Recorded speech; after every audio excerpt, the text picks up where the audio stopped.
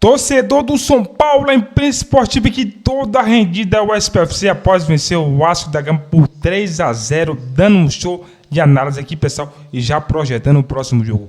Quer saber o que a imprensa esportiva comentou, pessoal? Assista o vídeo até o final. E foi substituído no intervalo? Então, aí foi substituído pelo Pumita, eu não sei o quanto teve de parte física disso, porque até no meio do segundo tempo, vendo que o jogo já tinha ido mesmo, o Paiva fez alterações muito mais preocupado no sábado, porque o jogo tinha ido já em Campinas, do que propriamente pensar em alguma reação ontem contra o São Paulo, né? O Vasco não terminou com o Verratti, o Paiva que estava muito mal saiu, mas aí eu acho que foi uma alteração muito mais ligada à parte técnica do que à parte física. O Paulo Henrique foi bem no primeiro tempo, já voltou com o Pumita no segundo tempo. E o Paiva falou muito do gol sofrido no começo da segunda etapa, que aquele gol aniquilou o Vasco, né? Agora, o Vasco, antes do segundo gol, também não dava muito sinal de reação, não. Não é que o Vasco estava bem, tomou um gol, o lance foi todo mundo para frente, o João Vitor errou, o Lucas carregou e fez o gol. O Vasco, no primeiro tempo, foi dominado pelo São Paulo.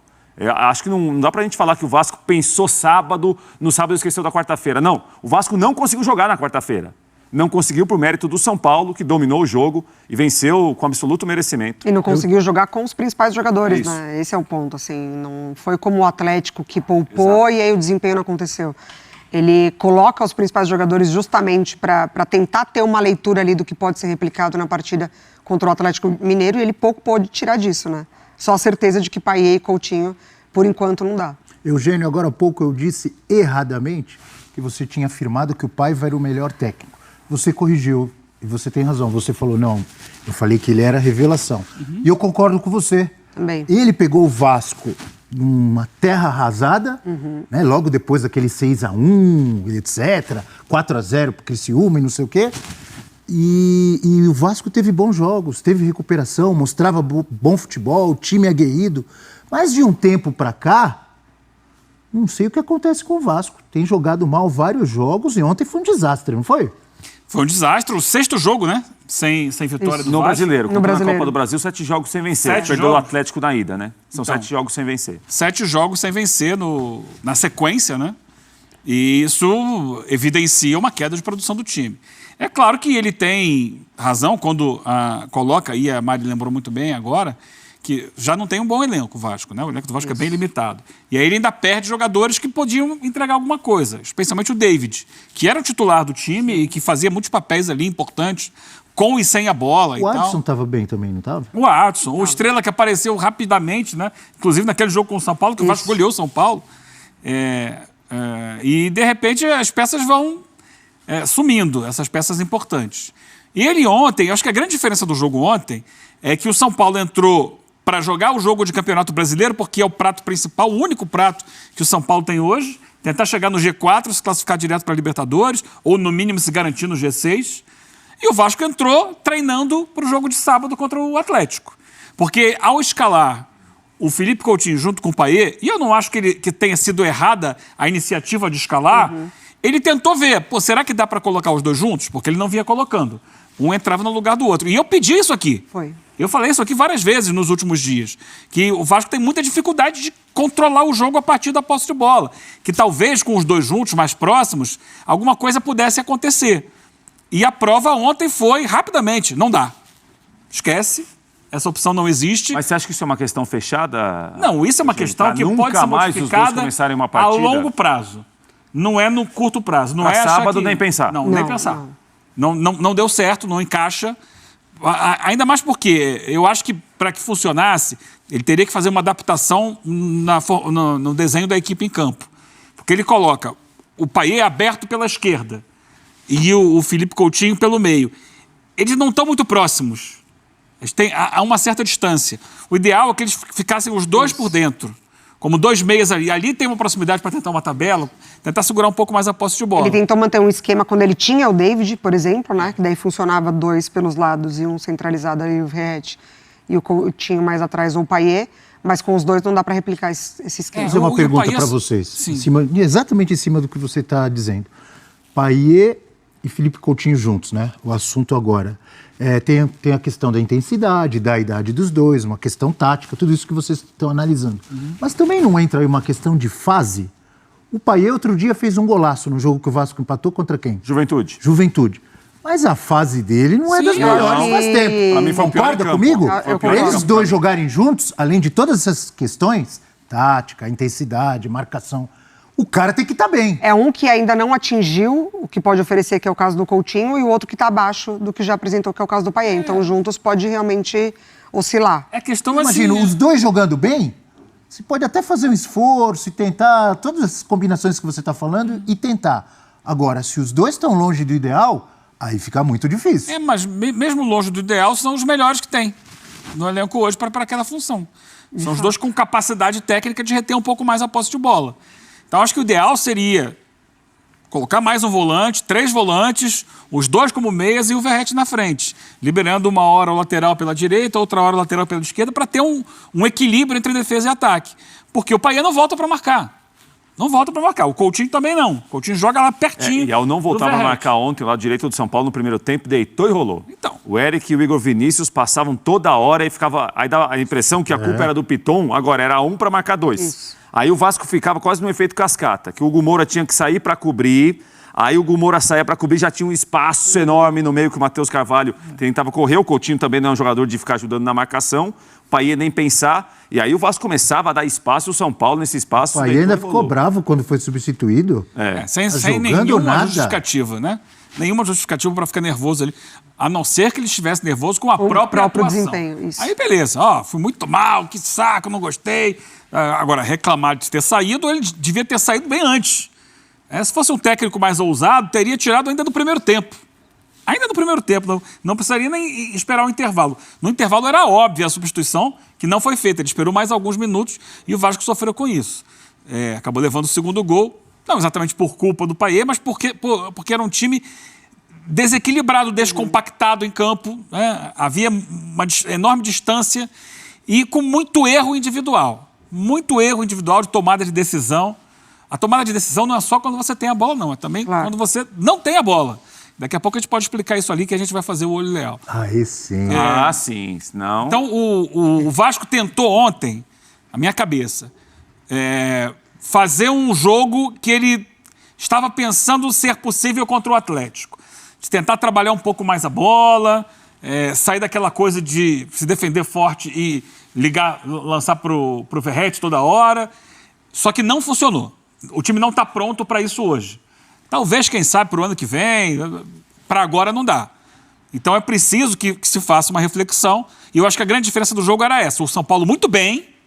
São Paulo entrou ligado, focado no jogo, muito bom, São jogando Paulo. muito bem o futebol, jogadores atentos, uma grande partida do Lucas Moura. A gente sabe, é um dos maiores jogadores do Brasil. Então, assim, tem que valorizar que o Vasco encontrou um grande adversário que estava focado em ganhar o jogo. O Vasco entrou vendo, vamos ver se isso aqui dá certo para sábado?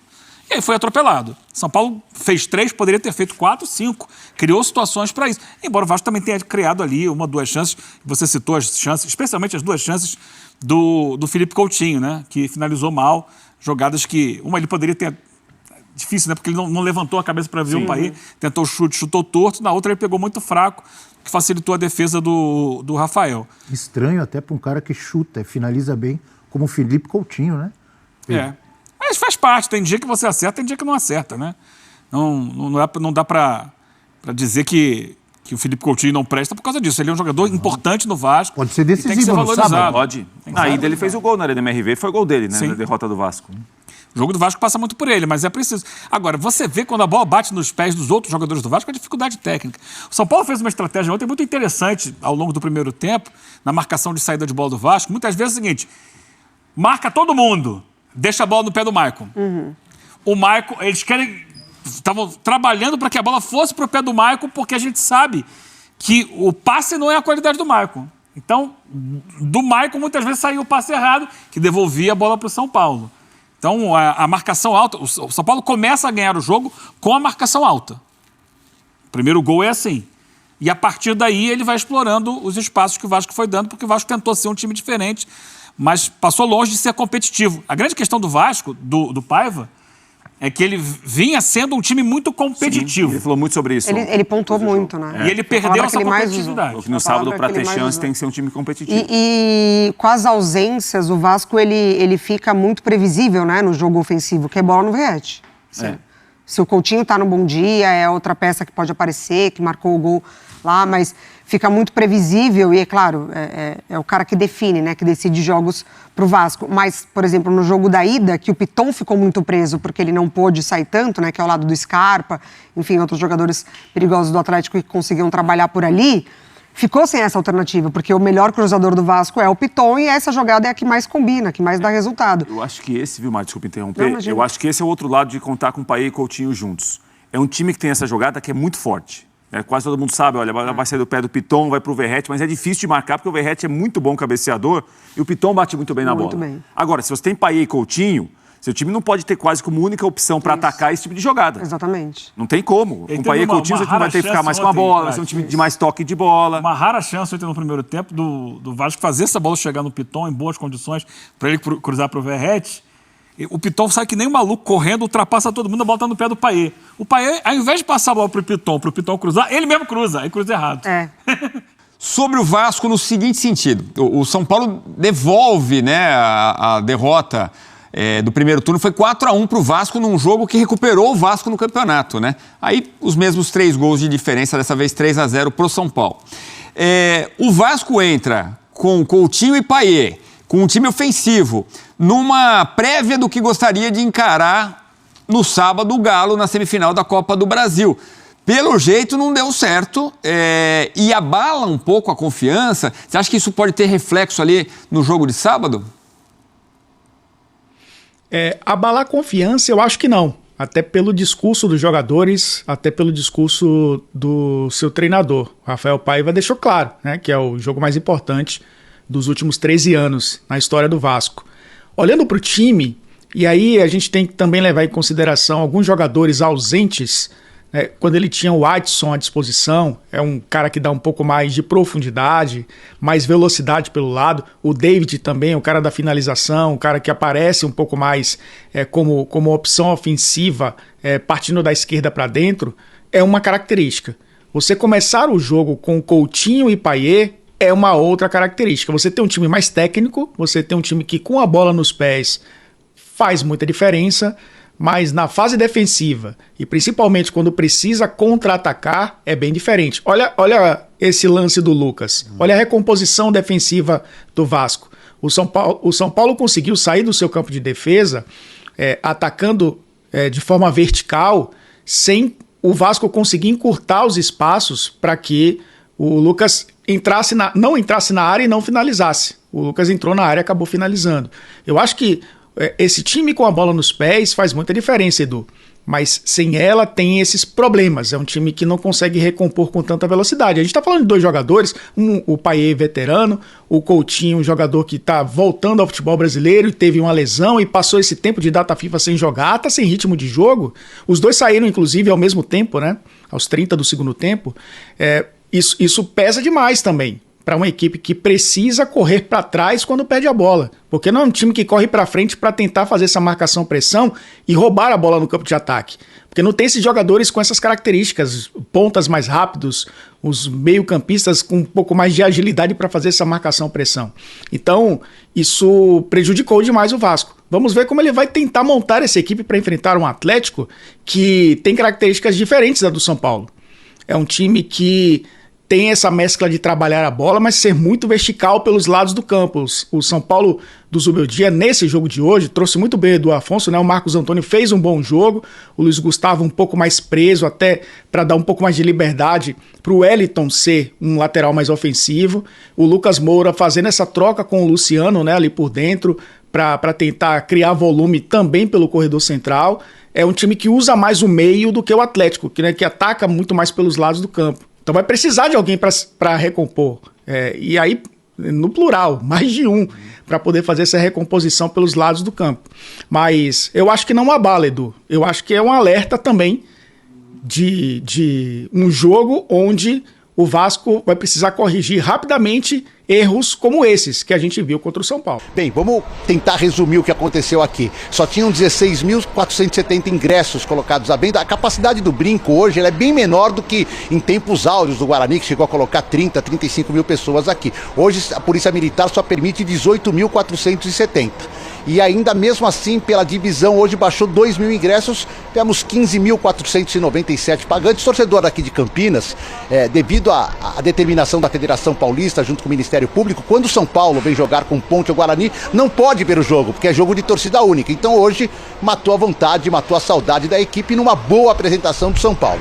Bem, primeiro de tudo, esse resultado é importante que o São Paulo, até o final da rodada, independentemente do que acontecer nos próximos 8 jogos até domingo, ele não sai da 5ª colocação. Ele não tem como alcançar o Flamengo, está 1 ponto agora, só que o Flamengo ainda joga, e não tem como ser ultrapassado pelo Inter, que está a 4 pontos agora, pode voltar a ter 1 ponto se ganhar do Grêmio, se ganhar o Grenal. Então ele se mantém na zona de classificação para a Libertadores com esse resultado.